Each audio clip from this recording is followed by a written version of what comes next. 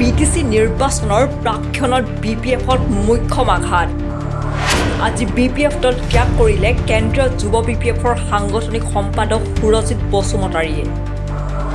BPF নেতৃত্বই যুৱ প্ৰজন্মক গুৰুত্ব প্ৰদান নকৰাৰ অভিযোগ। বিটিচি নিৰ্বাচনৰ প্ৰাক্ষণত BPFত মুখ্য আঘাত। আজি BPF দল ত্যাগ কৰিলে কেন্দ্ৰীয় যুৱ BPFৰ সাংগঠনিক সম্পাদক ষণত বসুমতাৰীয়ে। BPF নেতৃত্বই যুৱ প্ৰজন্মক গুৰুত্ব প্ৰদান নকৰাৰ অভিযোগ। BPF দল ত্যাগ কৰাটো মই BPFত ত্যাগ কৰিব মোৰ ইচ্ছা নাছিল। হাগ্ৰামা ছাৰক মই প্ৰথমে ক্ষমা বিচাৰিছোঁ। BPF দলৰ পৰা আমি নিজে দিয়া বাধ্য হ'ব লগা হ'ল। কিন্তু হাগ্ৰামা ছাৰক মই এৰিবলৈ একদম ইচ্ছা নাই। তেওঁক মই শ্ৰদ্ধা কৰোঁ। তেওঁ আমাৰ গুৰু আছিল, গুৰু হয়। কিন্তু শুক্লা চেৰফাঙৰ পৰা যি ব্যক্তিয়ে মানে BPFৰ পৰা কেণ্ডিডেট গণেশ কছাৰী,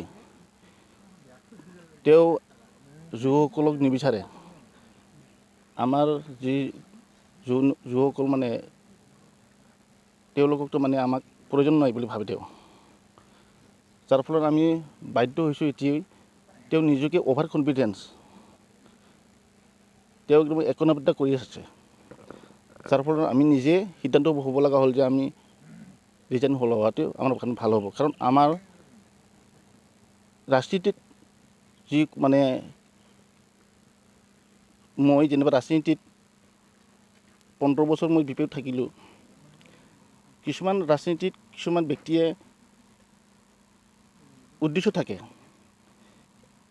যাৰ কাৰোবাৰ হয় চাকৰিৰ কাৰণে, কাৰোবাৰ ব্যৱসায়ৰ কাৰণে, কাৰোবাৰ ঠিকাৰ কাৰণে, কাৰোবাৰ আদৰ্শটো ভাল পাই থাকে, আদৰ্শ নীতি ভাল পাই থাকে। কিন্তু মই এটা আদৰ্শ মই ভাল পাওঁ, কিন্তু মই এটা এজেণ্ট হ'লেও মই নিজকে ৰাজনীতিত যোগদান কৰি নিজকে একদিন সমাজ সেৱা কৰিম বুলি ভাবিছিলোঁ।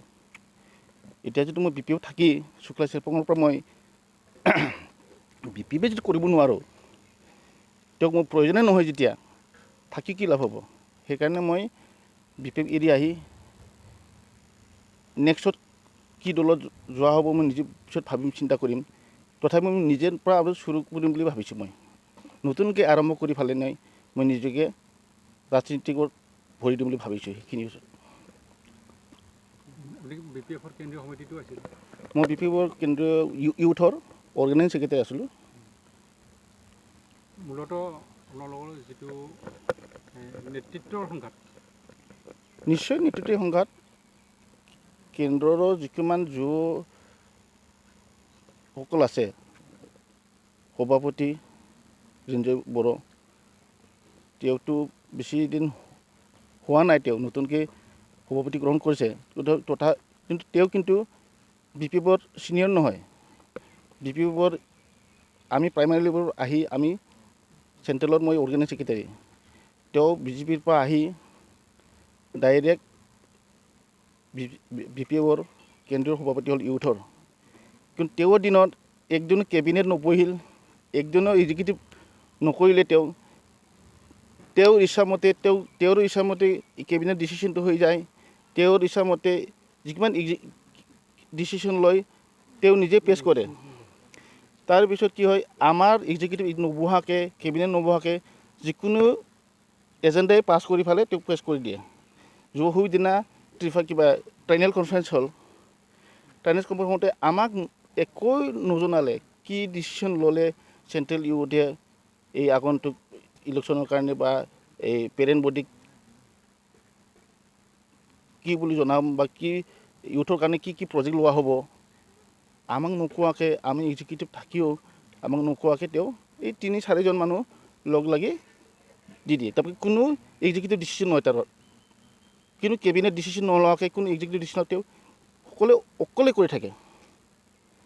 সেইকাৰণে আমাৰ ইউথৰ পুৰণাবিলাকে অলপ চবেই মই যেনেকৈ ওলাই আহিছোঁ আৰু বহুতেও এনেকৈ মনত আঘাত পাই আছে, ক'ব পৰা নাই।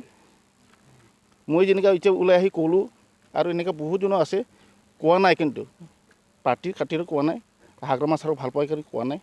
সেইখিনি আৰু এতিয়া আপোনাৰ কোন দলৰে যোগাযোগ হৈছে যোগদানৰ কাৰণে বৰ্তমানতো 2-3টামান দল কৈছে, কিন্তু একচুৱেলি মোকতো ডাইৰেক্ট কংগ্ৰেছৰ পৰাও যোগদান কৈ আছে। মোক আল্টিমেটলি মোক কৈয়ে আছে এতিয়া মই আলোচনা মই চিন্তা কৰিম আৰু কংগ্ৰেছৰ সম্ভাৱনাটো বেছি আছে লগ বন্ধুক মই আলোচনা কৰিম কি কৈছে সম্ভাৱনাটো বেছি আছে কংগ্ৰেছ যোৱাটো শুক্লা চেৰপাংটো মই যি দেখিছোঁ কংগ্ৰেছে যদি ভালকৈ লাগে জিকাটো সম্ভাৱনা বহুত আছে কি কেনেকৈ আছে মানে যোৱাবাৰ গণেশ কছাৰীয়ে 3 নম্বৰত BPFে কিন্তু আছিল কংগ্ৰেছৰ লগত এলায়েন্স আছে তেওঁলোকে সেই সময়ত BPFে কংগ্ৰেছত এলায়েন্স থাকিও কংগ্ৰেছে ভোট পায়ো তেওঁ 3 নম্বৰত আছিল প্ৰথম BJP আছিল ছেকেণ্ডটো হ'ল UPPL আছিল এইবাৰ যদি কংগ্ৰেছ খেলি দিয়ে তাতে BPF জিকাৰ কোনো কথাই নাই নাপায় তেওঁ 4 নম্বৰ বা 5 নম্বৰ থাকিব গণেশ কছাৰীয়ে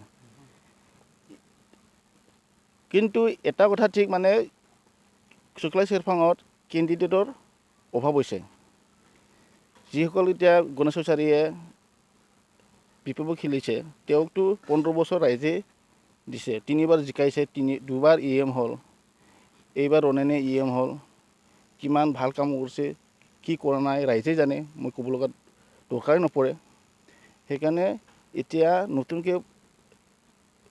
নতুন মুখ নিশ্চয় ৰাইজে বিচাৰিছে এইবাৰ BTCত হাগ্ৰামাৰ চৰকাৰ অহাটো ভাবে নেকি আপুনি হাগ্ৰামা চৰকাৰ আহিব নাহিব এইটো কনফিউজত আছে ইমান 100% ক'ব নোৱাৰে কোনেও ক'ব নোৱাৰে মোৰ মতেও কৈছোঁ ব্যক্তিগত মন্তব্য হোৱাটো হ'ব কিন্তু এলায়েন্সত হ'ব মই জানাত নাওকাটাৰ পৰা ৰবীন্দ্ৰ কুমাৰ ডেকা ৰিপৰ্ট JBP ভাৰত